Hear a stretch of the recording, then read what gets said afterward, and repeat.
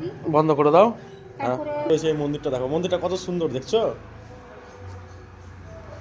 হর হর মহাদেব। আমি এখন মা কালী এবং মা মনসার মন্দিরে রয়েছি, আবার পাশে শিবলিঙ্গ রয়েছে। তো এই জেঠিমাটা এই মন্দিরের দেখাশোনা করে। দেখো জেঠিমাকে তোমরা চেনো নাকি? জেঠিমা, মন্দিরটা কোথায় আছে বলো একটু সবাইকে। ঘোষপাড়া, ঘোষপাড়া কি?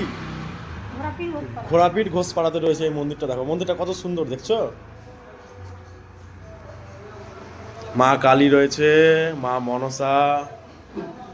মা মনসার চাদর দিয়ে ঢাকা আছে না, একটু ঠান্ডা লেগেছে। আর এদিকে রয়েছে শিবলিঙ্গ।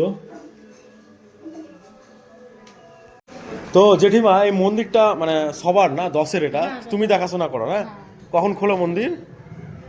সকালে সকালে ধোয়া মাজা করে বন্ধ করে দিই। বন্ধ করে দাও।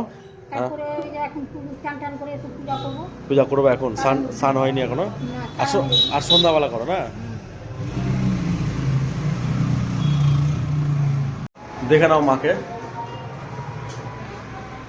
কত সুন্দর লাগছে না, মা মনসা, আবার পাশে রয়েছে মা কালী।